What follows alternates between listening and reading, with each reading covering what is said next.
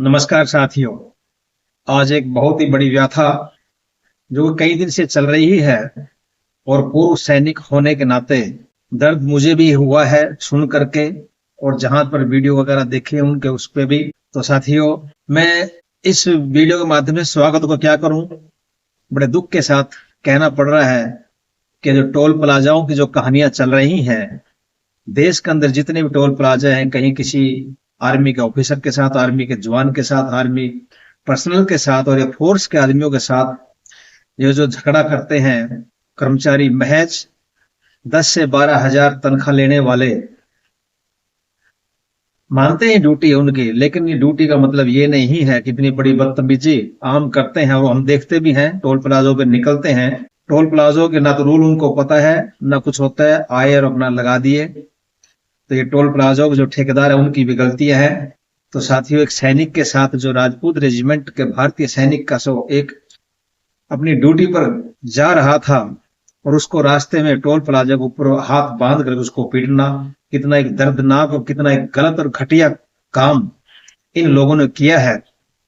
तो साथियों, क्या है उस हमारे सैनिक के बयान, और कितनी बड़ी एक हम सैनिकों के मन के अंदर एक ये भावना महज आई जाती है, क्योंकि जब व्यवहार ऐसा अगर होगा तो कोई भी है, वो तो बड़े बड़े ऋषि थे जो सहन करते थे। आज के टाइम में ना तो कोई सहन करता और ना सहन करना चाहिए भी नहीं। जुल्म तो सहन करना ही नहीं चाहिए। मैं तो सरकार का, खासकर माननीय मुख्यमंत्री श्री आदित्य जी का बहुत ही एक शुक्रगुजार हूं कि उन्होंने इतना एक्शन लिया है और सैनिकों के हक में वो खड़े हुए हैं। पूरा देश खड़ा हुआ है हालांकि। तो क्या बोला है सैनिक ने, देखिए कैसे यकीन आएगा सिविल जनता के ऊपर, कैसे लड़ेंगे हमारे फौजी वहां पर बॉर्डर के ऊपर, क्या क्या नहीं हुआ है बॉर्डर के ऊपर। तो साथियों, क्या बोलते हैं कि शरीर के घाव तो भर जाएंगे, लेकिन मन पर जो लगा घाव है जिंदगी भर रहेगा। ये सैनिक उद्गार हैं जो कि मिलिट्री हॉस्पिटल के अंदर बेड पर बैठा हुआ ये बयान अपने एक सैनिक कर रहा है।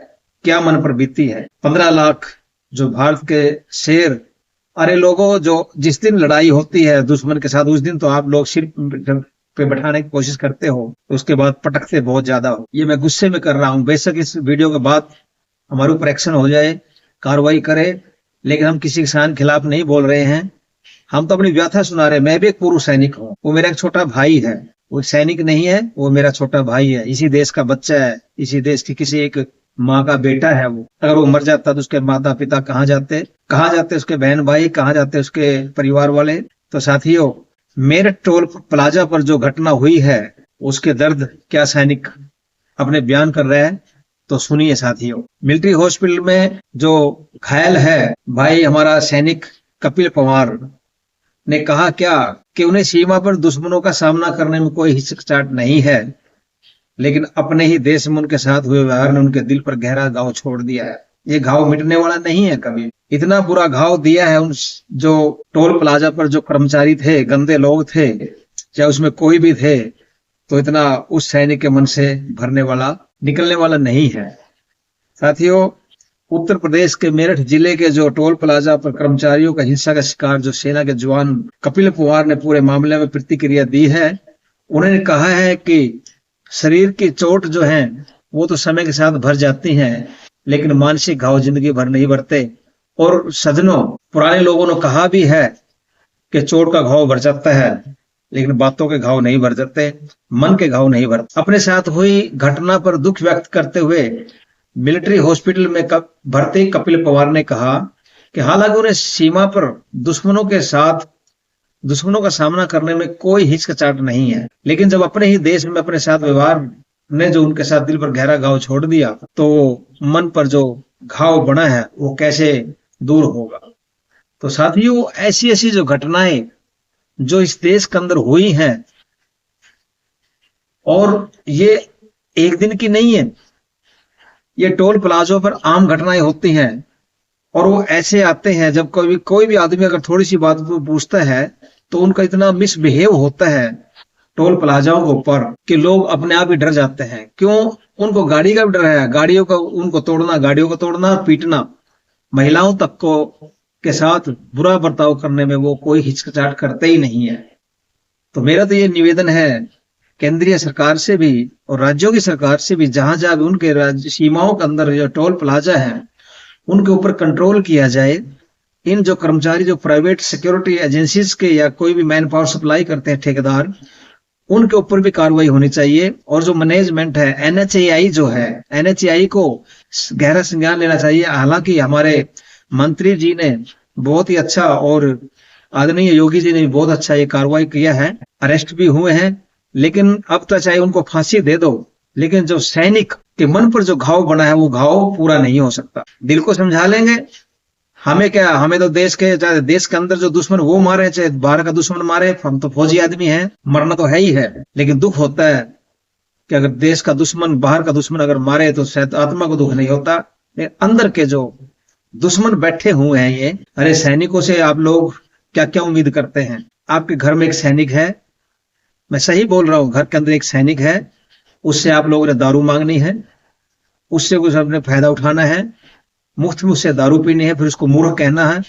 सिविल जनता तो इतना भी है कि सैनिकों को पागल, अनाड़ी, मूर्ख कह के बोलती है, जो कि एक इतना भद्दा मजाक इन सैनिकों के साथ होता है। वो सैनिक अपनी पूरी जिंदगी, पूरी उम्र, जो उसकी उम्र खेलने की होती है, जवानी, कीमती जवानी, वो आप लोगों के लिए वो बाहर छोड़ के आता है।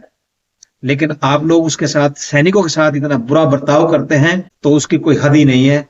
तो मेरा तो निवेदन सरकार से भी है कि इस चीज के ऊपर संज्ञान लिया जाए और जो भी सख्त से सख्त धारा कानून के अंदर है वो धारा लगाकर उनको सख्त से सख्त सजा होनी चाहिए, ताकि आगे कोई ऐसी जरूरत ना कर सके कि हमारे सैनिकों पर ऐसे हमले हों।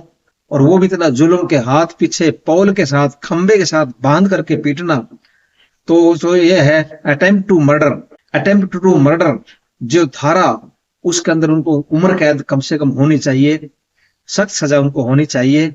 मैं तो ये कहता हूं, और जो गंदे लोग उनको बचाने के लिए बीच में आते हैं उनको भी सजा होनी चाहिए।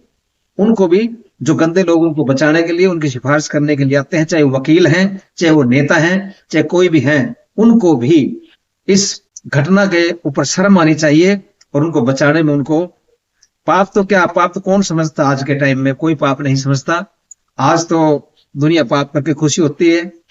आज बड़ा वही है जो पापी होता है, पापी जो चाहे गांव के अंदर है, शहर के अंदर है, चाहे कहीं भी है, जो पाप करने वाला ही बड़ा लोग होते हैं, उसी की लोग मानते हैं। शरीफ आदमी कोई नहीं मानता। तो मेरे सज्जनों, कम से कम के लोगों, भारत के लोगों, उन सैनिकों को जो दिन रात आप लोगों के लिए खड़े हुए हैं, वो दुश्मन को रोके हुए हैं, वो उनको ऊपर तो कम से कम दया कर लो। वो भी आपके भाई हैं, आपके बेटे हैं, आपके कोई न कोई रिश्तेदार हैं, लेकिन नहीं, इस चीज के ऊपर कोई समझता नहीं है। तो मेरा तो निवेदन सरकार से है इस वीडियो के माध्यम से कि इन लोगों को सख्त से सख्त सजा होनी चाहिए। और मैं अपने छोटे भाई कपिल परमार से भी कहूंगा, शेर देख लिया है तूने अपने इनको, लेकिन हम तो ये कहते हैं कि जिस दिन मौका लगे, जिस दिन भी मौका लगे, उनको बैठ के कम से कम बताएं कि हाँ ऐसे होती है सैनिक को छेड़ने की बात।